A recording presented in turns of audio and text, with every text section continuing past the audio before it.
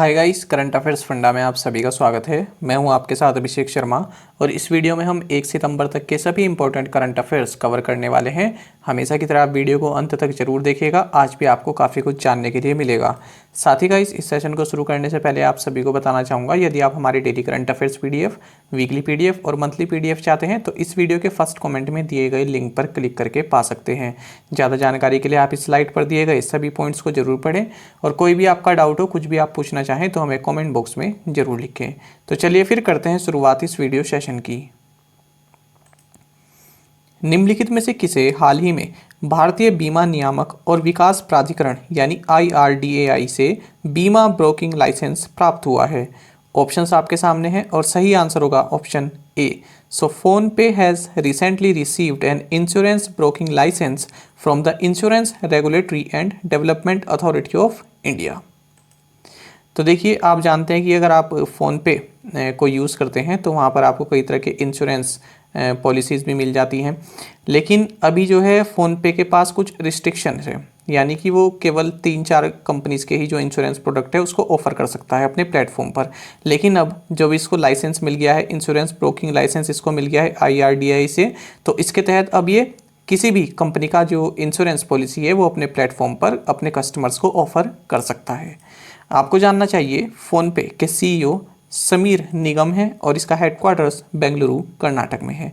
साथ ही हमने इसी तरह का एक करंट अफेयर्स न्यूज़ ये भी पढ़ा था कि फ़ोनपे को रिजर्व बैंक ऑफ इंडिया की तरफ से अकाउंट एग्रीगेटर की तरह कार्य करने के लिए अप्रूव कर दिया गया है, और ये हमने जाना था वहाँ पर कि अकाउंट एग्रीगेटर क्या होता है। तो दोनों ही करंट अफेयर्स काफ़ी इंपॉर्टेंट हैं, याद रखिएगा। आगे बढ़ते हैं। पंकज कुमार सिंह को किस बल यानी किस फोर्स का महानिदेशक डायरेक्टर जनरल नियुक्त किया गया है? ऑप्शंस आपके सामने हैं BSF, NSG, ITBP या फिर CISF। सही आंसर यहाँ पर रहेगा option A. So Pankaj Kumar Singh has been appointed as the director general of border security force. तो बॉर्डर सिक्योरिटी फोर्स के डायरेक्टर जनरल जो नए हैं ये हैं अब पंकज कुमार सिंह। ये किन के बदले नियुक्त किए गए हैं? जो SS देसवाल हैं। तो SS देसवाल रिटायर हो गए हैं, ये ITBP के DG थे, लेकिन ये जो है BSF के DG के रूप में एडिशनल चार्ज यहाँ पर निभा रहे थे। क्यों निभा रहे थे? क्योंकि जो BSF के DG थे राकेश अस्थाना, इनका भी जो टेन्योर है वो पूरा हो चुका था। साथ ही आपको जानना चाहिए, BSF का मोटो ड्यूटी अनटू डेथ। ये है, एग्जाम में पूछ ले जाता है कि ड्यूटी अनटू डेथ ये किसका मोटो है? तो याद रखिएगा, हेडक्वार्टर्स न्यू दिल्ली में है। और आपको जानना चाहिए कि जो BSF है ये मिनिस्ट्री ऑफ होम अफेयर्स के अंतर्गत आती है। 2021-22 के पहले 3 महीनों यानी अप्रैल 2021 से जून 2021 के दौरान भारत ने कुल कितना FDI प्रवाह आकर्षित किया है? ऑप्शंस आपके सामने हैं और सही आंसर यहाँ पर रहेगा option B. So 22.53 billion $. FDI inflow India has attracted during first 3 months of 2021-22, that is April 2021 to June 2021। ये काफ़ी इंपॉर्टेंट क्वेश्चन रहने वाला है आप लोगों के लिए, समझेंगे इसको। तो देखिए, भारत ने जो है टोटल FDI इनफ्लो यानी कि भारत में जितनी FDI है जो पहले के 3 महीने रहे हैं, ये अप्रैल से लेकर जून तक के, इसमें 22.53 बिलियन $. की FDI ने प्राप्त की है। यदि हम कंपेयर करें 2020-21 से इन्हीं महीनों की, तो 90% हायर यहाँ पर रहा है। साथ ही आपको जानना चाहिए, जो FDI इक्विटी इनफ्लो है ये 168% बढ़ा है इन 3 महीनों में। और अगर हम बात करें कि किस इंडस्ट्री को सबसे ज़्यादा FDI मिला है, तो यह है ऑटोमोबाइल इंडस्ट्री। ऑटोमोबाइल इंडस्ट्री यानी कि जो मोटर इंडस्ट्री होती है ना, उसको बोलते हैं ऑटोमोबाइल इंडस्ट्री। तो सबसे ज़्यादा FDI यहाँ पर आया है 27% का। उसके बाद फिर कंप्यूटर सॉफ्टवेयर एंड हार्डवेयर, और तीसरे नंबर पर रहा है सर्विस सेक्टर। साथ ही आपको जानना चाहिए, कर्नाटक इन 3 महीनों में सबसे ज़्यादा FDI पाने वाला स्टेट रहा है। दूसरे नंबर पर है महाराष्ट्र और तीसरे नंबर पर है दिल्ली। हाल ही में पर्यावरण, वन और जलवायु परिवर्तन मंत्रालय ने दीपर बिल या दीपोर बिल वन्य जीव अभ्यारण्य के पर्यावरण संवेदनशील क्षेत्र को अधिसूचित किया है, जो कि किस राज्य में स्थित है ये आपको बताना है। सही आंसर यहाँ पर रहेगा option B. Recently the ministry of environment, forest and climate change notified the eco sensitive zone of the दीपरबिल wild life sanctuary which is located in Assam. तो देखिए ये करंट अफेयर्स का क्वेश्चन भी है और एक स्टैटिक जीके का भी काफ़ी अच्छा क्वेश्चन है, क्योंकि ये कई बार एग्जाम में पूछा जा चुका है कि दीपरबिल वन्यजीव अभ्यारण्य या फिर दीपोरबिल वन्यजीव अभ्यारण्य ये किस स्टेट में है। तो याद रखिएगा आसाम में है। तो देखिए इसका कुछ certain area eco sensitive zone ये डिक्लेयर किया गया है मिनिस्ट्री ऑफ इन्वायरमेंट के द्वारा, यानी कि यहाँ पर और ज़्यादा रिस्ट्रिक्शंस लगा दी जाएंगी, कोई भी एक्स्ट्रा एक्टिविटी यहाँ पर नहीं की जाएगी। आपको जानना चाहिए जो दीपरबिल है ये आसाम की लार्जेस्ट फ्रेश वाटर लेक्स में से एक है और ये आसाम की इकलौती रामसर वेटलैंड साइट है। भारतीय नौसेना ने पहले स्वदेशी व्यापक नौसेना एंटी ड्रोन सिस्टम NADS की आपूर्ति के लिए किस डिफेंस PSU यानी रक्षा PSU के साथ एक अनुबंध पर हस्ताक्षर किए हैं। सही आंसर यहाँ पर रहेगा option B. So Indian navy signed a contract with BEL for supply of the first indigenous comprehensive naval anti drone system NADS। तो देखिए इंडियन नेवी यहाँ पर जो डिफेंस PSU है ये भारत इलेक्ट्रॉनिक्स लिमिटेड BEL, तो इससे जो है नवल एंटी ड्रोन सिस्टम ये खरीदेगा। और आपको जानना चाहिए जो ये नवल एंटी ड्रोन सिस्टम है इसको डेवलप किया गया है DRDO के द्वारा, लेकिन इसको मैन्युफैक्चर कौन करता है? Bharat electronics limited. साथ ही आपको जानना चाहिए भारत इलेक्ट्रॉनिक्स लिमिटेड का हेडक्वार्टर्स बेंगलुरु कर्नाटक में है। किस देश के युद्धपोत एजादर ने भारतीय नौसेना के साथ समुद्री साझेदारी अभ्यास में भाग लिया है? फ्रांस, रशिया, अल्जीरिया या फिर जर्मनी? तो सही आंसर यहाँ पर रहेगा option C. So Algeria's warship Ezzadjer took part in maritime partnership exercise with Indian navy. तो ये अल्जीरिया के पास ही इसी के कोस्ट में ये एक मैरीटाइम पार्टनरशिप एक्सरसाइज हुई है, क्योंकि जो हमारी इंडियन नेवल शिप हैं ये यूरोप और अफ्रीका के दौरे पर हैं, तो बीच में जो है एक्सरसाइज भी कर रही हैं। जिन कंट्री के साथ भी पहले से MOU किया है तो वहाँ पर एक्सरसाइज भी कर रही है।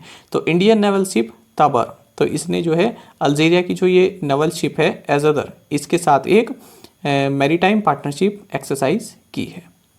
आपको जानना चाहिए अल्जीरिया, इसकी कैपिटल अल्जीरस है और करेंसी अल्जीरियन दिनार है। किस राज्य सरकार ने 2032 ओलंपिक तक भारतीय कुश्ती को अडॉप्ट किया है? पंजाब, महाराष्ट्र, उत्तर प्रदेश या फिर मध्य प्रदेश? सही आंसर यहाँ पर रहेगा option C. So Uttar Pradesh government has adopted Indian wrestling till 2032 Olympics. तो देखिए उत्तर प्रदेश सरकार ने यहाँ पर रेसलिंग स्पोर्ट को अडॉप्ट किया है 2032 ओलंपिक्स तक के लिए, और ये कहाँ पर होंगे? ब्रिस्बेन, ऑस्ट्रेलिया में। तो एडॉप्ट करने का मतलब क्या है? यहाँ पर इंफ्रास्ट्रक्चर जो रेसलिंग के लिए जो इंफ्रास्ट्रक्चर चाहिए उसमें 170 करोड़ रुपए 2032 तक उत्तर प्रदेश सरकार यहाँ पर जो है इन्वेस्ट करेगी। साथ ही जो रेसलर्स हैं उनको भी सपोर्ट करेगी, उनको इस तरह का एक इन्वायरमेंट देगी ताकि वे अपनी प्रैक्टिस अच्छे से कर सकें। साथ ही हमने एक करंट अफेयर्स ये भी पढ़ा था कि टाटा मोटर्स ने भी अपना जो 3 साल पुराना एसोसिएशन है रेसलिंग फेडरेशन ऑफ इंडिया के साथ इसको एक्सटेंड कर दिया है, यानी इसको बढ़ा दिया है 2024 तक के लिए। बाकी आप जानते हैं उत्तर प्रदेश के CM योगी आदित्यनाथ हैं, गवर्नर आनंदीबेन पटेल हैं, कैपिटल लखनऊ है। और हाल ही में हमने एक करंट अफेयर ये भी पढ़ा था कि हमारे जो प्रेसिडेंट हैं रामनाथ कोविंद, इन्होंने महायोगी गुरु गोरखनाथ आयुष विश्वविद्यालय, तो इसकी आधारशिला रखी है गोरखपुर उत्तर प्रदेश में। सुप्रीम कोर्ट में पहली बार कितने नए न्यायाधीशों ने एक बार में पद की शपथ ली, जिससे कार्यबल यानी कि जो सुप्रीम कोर्ट की स्ट्रेंथ है ये 33 हो गई है? काफ़ी इंपॉर्टेंट क्वेश्चन है और यहाँ पर सही आंसर होगा option D. So for the first time in Supreme Court 9 new जजेस took oath of office at one go, taking the working strength to 33 at one go, यानी कि एक साथ। तो देखिए यहाँ पर जो है सुप्रीम कोर्ट में एक इतिहास बना है 31 अगस्त को कि पहली बार ऐसा हुआ है कि जब 9 जजेस जो हैं 9 जजेस, इन्होंने एक साथ जो है अपने पद की शपथ ली है। और अब जो सुप्रीम कोर्ट की टोटल स्ट्रेंथ हो गई है जजेस की इंक्लूडिंग जो चीफ जस्टिस हैं 33 हो गई है। और आपको जानना चाहिए जो टोटल सैंक्शनड स्ट्रेंथ है यानी जो मैक्सिमम स्ट्रेंथ है ये 34 है, और अब कितनी हो गई है? 33। तो ये सभी हैं नए जजेस, जो 9 नए जजेस हैं, आप इनके नाम भी देख सकते हैं। आगे बढ़ते हैं। भारतीय स्टेट बैंक के पूर्व अध्यक्ष का नाम बताइए, यानी कि जो पूर्व चेयरमैन है उनका नाम बताइए जिन्हें हांगकांग और संघाई बैंकिंग कॉरपोरेशन एशिया का स्वतंत्र निदेशक यानी इंडिपेंडेंट डायरेक्टर नियुक्त किया गया है? ओपी भट्ट, रजनीश कुमार, प्रदीप चौधरी या फिर अरुंधति भट्टाचार्य। सही आंसर यहाँ पर रहेगा option B. So former State Bank of India chairman Rajnish Kumar has been appointed as the independent director of the Hong Kong and Shanghai banking corporation Asia. तो जो ये HSBC का बोर्ड जो है एशिया में, तो इसके non executive director, independent non executive director के तौर पर इनको अपॉइंट किया गया है, रजनीश कुमार को। स्टुअर्ट बिन्नी ने हाल ही में किस खेल से संन्यास की घोषणा की है? सही आंसर यहाँ पर रहेगा option C. So Stuart Binny has recently announced his retirement from cricket. तो देखिए, आपको बता दें स्टुअर्ट बिन्नी क्रिकेट से संबंधित हैं और आपको ये भी जानना चाहिए वनडे इंटरनेशनल में भारत की ओर से सबसे बेस्ट बॉलिंग फिगर इन्हीं का है। और इन्होंने 6 टेस्ट मैच खेले हैं, 14 ODIs खेले हैं वनडे इंटरनेशनल और 3 T20 मैचेस खेले हैं। तो देखिए कौन सा इनके पास ये रिकॉर्ड है। तो 2014 में बांग्लादेश के खिलाफ सेकंड ODI खेलते हुए इन्होंने ये एक मैजिकल स्पेल डाला था जिसमें 4.4 ओवर्स इन्होंने किए थे, 2 उसमें मेडन थे और 4 रन इन्होंने दिए थे और 6 विकेट लिए थे। ठीक है, तो ये जो है अब तक का बेस्ट रिकॉर्ड है अगर हम इंडियन साइड की बात करें। IDBI ने asset reconstruction company limited ARCIL में अपनी कितनी प्रतिशत हिस्सेदारी बेचने का फैसला किया है? सही आंसर यहाँ पर रहेगा option B. So IDBI has decided to divest 19.18% of its stake in asset reconstruction company limited. तो यहाँ पर 19.18% स्टेक जो है इसके शायद ये कंप्लीट स्टेक थे इसमें जो आरसील है और इसने अपने कंप्लीट स्टेक यहाँ से बेच दिए हैं। आपको जानना चाहिए IDBI बैंक के मैनेजिंग डायरेक्टर और CEO राकेश शर्मा है, हेडक्वार्टर्स मुंबई में है, टैगलाइन है बैंकिंग फॉर ऑल, आओ सोचे बड़ा। राजस्व संबंधी मुकदमेबाजी के लिए तकनीकी मंच यानी कि टेक्नोलॉजिकल प्लेटफॉर्म विकसित करने के लिए केंद्र द्वारा स्थापित पैनल का नेतृत्व कौन करेगा? कमेटी का क्वेश्चन है, काफ़ी इंपॉर्टेंट है। तो सही आंसर यहाँ पर रहेगा ऑप्शन डी। तो देखिए, Ashish Shiradhonkar will head the panel setup by the centre to develop technological platform for streamlining revenue litigation. तो देखिए, सेंटर ने यहाँ पर सुप्रीम कोर्ट में जवाब दिया है। इसने कहा है कि हमने एक कमेटी बनाई है और इसके जो हेड होंगे ये आशीष शिराधोनकर रहेंगे। अब ये कमेटी किससे संबंधित है? ये कमेटी इससे संबंधित है कि जो डायरेक्ट और इनडायरेक्ट टैक्सेशन से संबंधित जो अपील फाइल की जाती है, तो वो जो प्रोसेस होता है, पूरा अपील फाइल करने का जो प्रोसेस होता है, उसको और इफेक्टिव बनाया जाए, उसको और आसान बनाया जाए। स्ट्रीमलाइनिंग लिखा है ना, स्ट्रीमलाइनिंग का मतलब होता है किसी चीज़ को इफेक्टिव बनाना और उसको सिंपल बनाना। तो इस बारे में अपने इनपुट देंगे एक कमेटी जिसको हेड कर रहे हैं आशीष। केंद्रीय सूचना और प्रसारण राज्य मंत्री डॉक्टर एल मुरुगन ने किस स्थान पर एक सामुदायिक radio station JSS radio 91.2 megahertz का उद्घाटन किया है? नासिक, रायपुर, मैसूर या फिर प्रयागराज। सही आंसर यहाँ पर रहेगा option C. So union minister of state for information and broadcasting doctor L Murugan inaugurated a community radio station at Mysore, Karnataka. एक तो आपको ये बात जाननी चाहिए, जो डॉक्टर एल मुरुगन है इनके पास कौन सा दायित्व है? तो ये राज्य मंत्री हैं। किस मिनिस्ट्री में? Ministry of fisheries, animal husbandry and dairying, साथ ही ministry of information and broadcasting. तो इन दोनों में ही ये मिनिस्टर ऑफ स्टेट है। तो इन्होंने यहाँ पर 106 जो जयंती है जगत गुरु डॉक्टर श्री शिवरात्रि राजेंद्र महास्वामी जी, इस उपलक्ष्य में इन्होंने कम्युनिटी रेडियो स्टेशन इसका उद्घाटन किया है मैसूर, कर्नाटक में। कम्युनिटी रेडियो स्टेशन का मतलब क्या होता है? जो वहाँ के लोकल लोग हैं उन्हीं के प्रोग्राम इस पर चलाए जाते हैं और वहीं के लोग यहाँ पर रिक्रूट किए जाते हैं, वही इस तरह के स्टेशन को चलाए जाते हैं। कई सारे रीजन होते हैं ना जहाँ पर जो लोकल है उनकी अलग संस्कृति होती है, अपनी भाषा बोलते हैं, ठीक है, तो उनके लिए इस तरह के कम्युनिटी रेडियो स्टेशन बनाए जाते हैं। भारत और किस देश के व्यापार मंत्रियों ने दिसंबर 2021 तक प्रारंभिक फसल व्यापार सौदे की घोषणा की है? ये भी आपके लिए इंपॉर्टेंट क्वेश्चन रहेगा क्योंकि काफ़ी चर्चा में है ये वाली जो डील होने वाली है। तो यहाँ पर सही आंसर रहेगा ऑप्शन डी।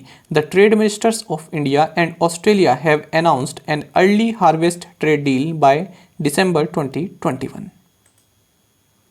तो देखिए भारत के जो कॉमर्स एंड इंडस्ट्री मिनिस्टर हैं पीयूष गोयल, इन्होंने अपने काउंटर पार्ट का मतलब क्या है, जो दूसरे कंट्री के सेम मिनिस्टर हैं, ठीक है। तो ये कौन है, ऑस्ट्रेलिया के ट्रेड मिनिस्टर डैन तेहान। तो इन दोनों ने ही हाल ही में अनाउंस किया है कि हम दिसंबर 2021 तक एक अर्ली हार्वेस्ट ट्रेड डील को जो है साइन कर लेंगे। आपको जानना चाहिए ऑस्ट्रेलिया की प्राइम मिनिस्टर स्कॉट मॉरिसन है, कैपिटल कैनबरा है और यहाँ की करेंसी है ऑस्ट्रेलियन डॉलर। पैरालंपिक स्वर्ण जीतने वाली पहली भारतीय महिला कौन बनी? सही आंसर होगा option D. So Avani Lekhara become the first Indian woman to win a Paralympic gold. तो अवनी लेखरा ये फर्स्ट इंडियन वुमन बन गई हैं जिन्होंने कि पैरालंपिक गोल्ड जीता है। और किस इवेंट में जीता है? 10 मीटर एयर राइफल में। तो ये जो है शूटिंग से संबंधित है।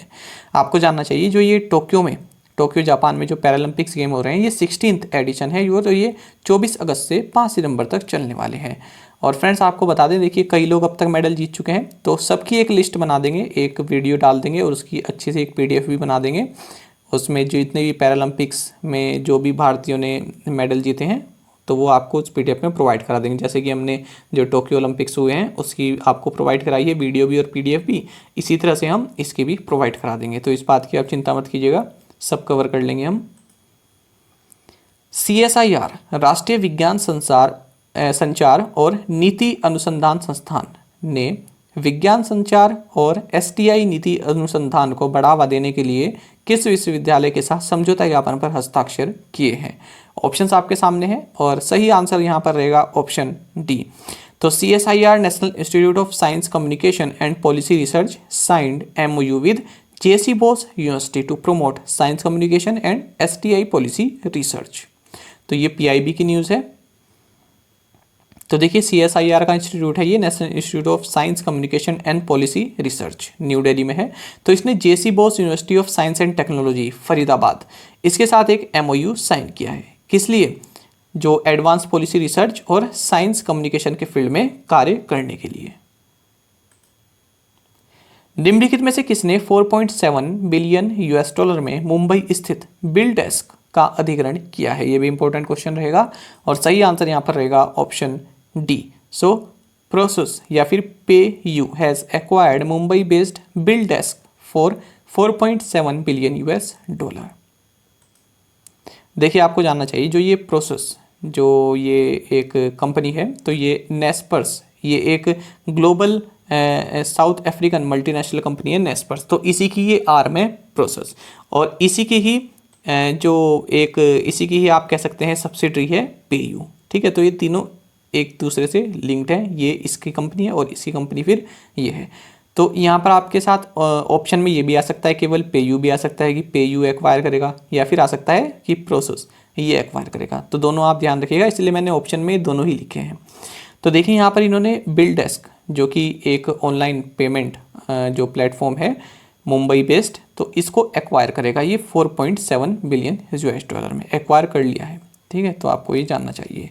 साथ ही आपको बता दें कि इस साल ये 4th एक्विजिशन है PayU द्वारा इंडिया में। इससे पहले ये साइट्रस पे और पेसेंस और विम्बो इनको भी एक्वायर कर चुका है। साथ ही आपको जानना चाहिए PayU इंडिया के CEO है अनिर्बन मुखर्जी। अब देख लेते हैं प्रीवियस असाइनमेंट क्वेश्चंस के आंसर।